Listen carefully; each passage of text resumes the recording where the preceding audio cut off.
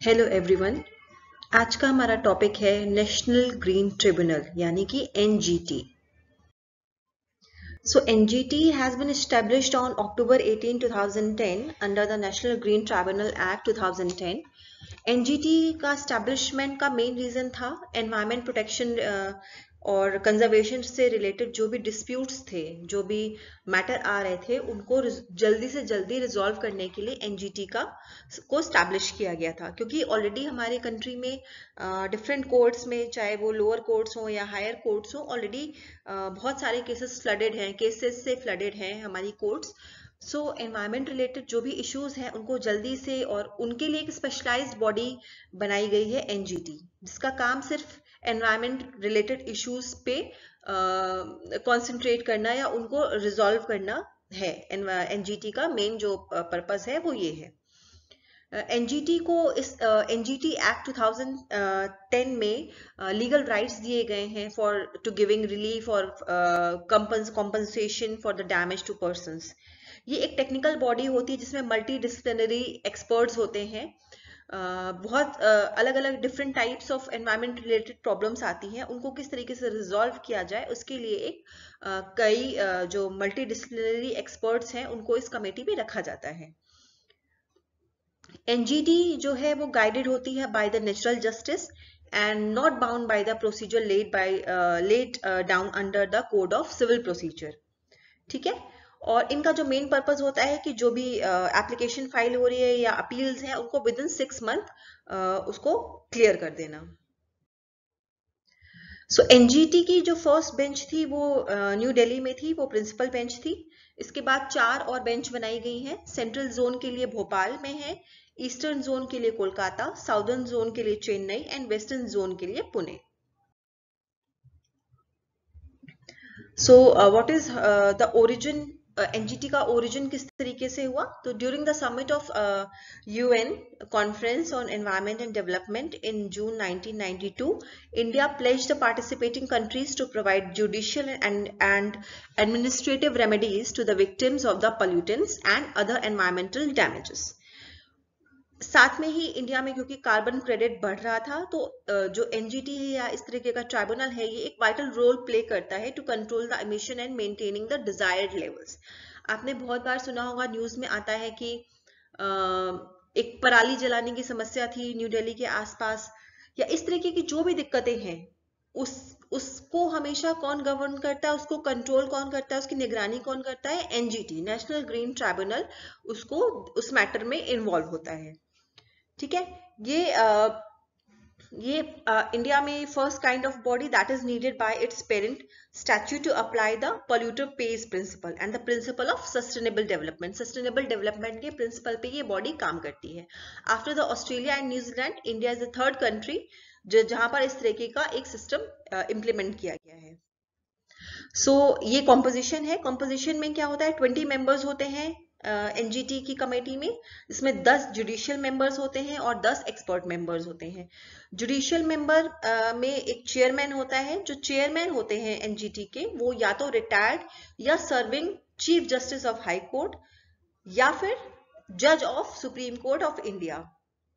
So every bench of tribunal must contain at least 1 judicial member and 1 expert member। ओके, तो इस तरीके से 10 जुडिशियल और 10 एक्सपर्ट मेंबर से एनजीटी का फॉर्मेशन होता है। अब एनजीटी की मेथोडोलॉजी क्या है? Section 19 of NGT act 2010 grant the tribunal the authority to determine its own proceedings. सबसे बड़ी बात है कि ये अपनी प्रोसीडिंग्स खुद डिटरमाइन करने के लिए फ्री होते हैं। इन पे सिविल कोड या सिविल प्रोसीजर इम्प्लीमेंट नहीं होता है। ये एक नेचुरल जस्टिस प्रिंसिपल और सस्टेनेबल डेवलपमेंट के अंदर काम करते हैं। प्रोसीजर क्या होता है? सबसे पहला प्रोसीजर होता है कि आप एक एप्लीकेशन फाइल करते हैं। एप्लीकेशन फाइल करने के लिए जरूरी नहीं है कि आपको 1 बाय 1 मतलब फेस टू फेस आपको एप्लीकेशन देनी है। आप ईमेल के थ्रू भी अपनी एप्लीकेशन फाइल कर सकते हैं।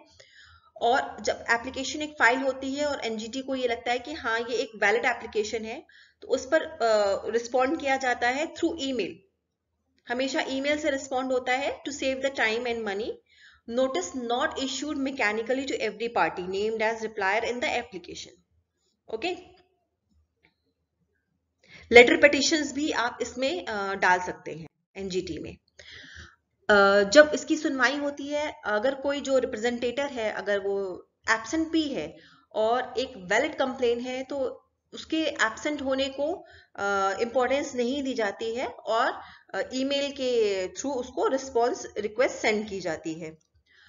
इसमें जरूरी नहीं है आप किसी एडवोकेट या आपको किसी लॉयर की जरूरत है, आप खुद भी अपना केस इसमें आप अपना प्रोसीड कर सकते हैं। उसके बाद जो ये ट्राइब्यूनल होती है वो लोकल अथॉरिटीज को या जो एक्सपर्ट्स होते हैं उनको आइडेंटिफाई करती है, उनके थ्रू उसको इन्वेस्टिगेट कराती है। जो भी क्लेम्स होते हैं या जो भी एनवायरमेंटल डैमेज है उसको इन्वेस्टिगेट कराया जाता है थ्रू द एक्सपर्ट। उसके बाद an order is issued mandating the concern authorities to take action such as limiting pollution, recovering compensation and pursuing legal action। जो भी आपको compensation देना है या legal action लेना है against the polluter या pollution को limit करना है, किस तरीके की चीजें करनी है, उसके लिए authorities को instruct किया जाता है। In circumstances where the tribunal deems it necessary, select members or committee including those comprised of former high court judge, former chief secretaries or subject area expert may be constituted to ensure speedy execution of the order। NGT ने जो भी order place किया है उसका speedy execution हो रहा है या नहीं हो रहा है उसके लिए भी एक कमेटी बनाई जाती है। ये है स्कोप एंड ऑब्जेक्टिव्स। तो पहला स्कोप क्या है कि effective and expeditious disposal of cases, जो भी एनवायरमेंट से रिलेटेड केसेस हैं उनका इफेक्टिव और जल्दी से जल्दी उनको सॉल्व करना। दूसरा क्या है कि जो भी लीगल राइट है एनवायरमेंट से रिलेटेड उनको इम्प्लीमेंट कराना, उनको इन्फोर्समेंट कराना। थर्ड क्या है, रिलीफ या कॉम्पनसेशन देना for the damage to person and property and for matter connected therewith और incidental thereto. Next is environmental justice को एक्सेसिबल बनाना। अब रोल एंड सिग्निफिकेंस क्या है इसका, तो according to section 14 the court has jurisdiction over all civil disputes involving a major question of environmental law because the NGT is a statutory organization, it has both original and appellate jurisdiction। आप appeal भी कर सकते हैं, आप original अपनी जो application है वो भी फाइल कर सकते हैं। दूसरा क्या है, ये कोड ऑफ सिविल प्रोसीजर से बाउंड नहीं होती है and it is guided by the principles of natural justice. Third one is ये सस्टेनेबल डेवलपमेंट के प्रिंसिपल्स को फॉलो करती है। पॉल्यूटर को हमेशा पॉल्यूटर पेज प्रिंसिपल, ठीक है। And the next is victims को कॉम्पनसेट करना, विक्टिम्स को रिलीफ करना, ये एक इंपॉर्टेंट काम है। नेक्स्ट क्या है, एक पेनल्टी प्रोसीजर है, जो भी पोल्यूशन क्रिएटिंग इंडस्ट्रीज हैं या पर्सन हैं उनके अगेंस्ट में पनिशमेंट या एक पेनल्टी जो होती है वो implement की जाती है। Non compliance carries a punishment of up to 10 crore rupees और a maximum of 3 years in prison और बोथ फाइन एंड इम्प्रिजनमेंट, ठीक है। तो 10 करोड़ रुपए या फिर मैक्सिमम 3 year ऑफ प्रिजन या फिर दोनों चीजें। तो इस तरीके का एक पनिशमेंट भी एनजीटी इम्प्लीमेंट कर सकती है। स्ट्रेंथ क्या है, NGT as a critical player in upholding environmental regulation.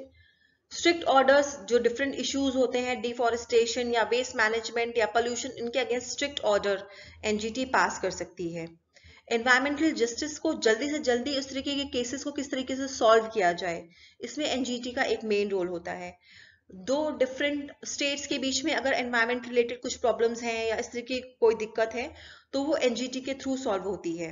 NGT fast और लेस फॉर्मल और चीपर सोर्स है डिस्प्यूट्स को सॉल्व करने के लिए। The members and the chairperson are not eligible for further appointment, कभी भी वो आगे अपॉइंटमेंट दोबारा नहीं हो सकते हैं। सो ये ब्यूरोक्रेसी के प्रेशर से भी इंडिपेंडेंट जजमेंट होता है। एक बार जो भी मेंबर्स हैं या चेयरपर्सन है वो आगे इन फ्यूचर उनको अपॉइंट दोबारा नहीं किया जा सकता है। वीकनेसेस क्या है, वीकनेसेस है कि जो वाइल्ड लाइफ प्रोटेक्शन एक्ट है या recognition of forest right act of 2006 है वो एनजीटी के अंदर नहीं आते हैं। तो कुछ इश्यूज जो उन एक्ट से रिलेटेड हैं उनको एनजीटी सॉल्व नहीं कर सकती है। दूसरा क्या है कि एनजीटी में के जो भी डिसीजंस हैं उनके अगेंस्ट रिट फाइल की जा सकती है सुप्रीम कोर्ट में या हाई कोर्ट में। तो बहुत सारी रिट ऑलरेडी एनजीटी के अगेंस्ट फाइल्ड हैं। तीसरा चीज क्या होता है, their decision have been challenged time And again, due to repercussions on the economic growth and environment, these decisions have been challenged time again and again. Thank you. This is all about the NGT, National Green Tribunal. Thank you.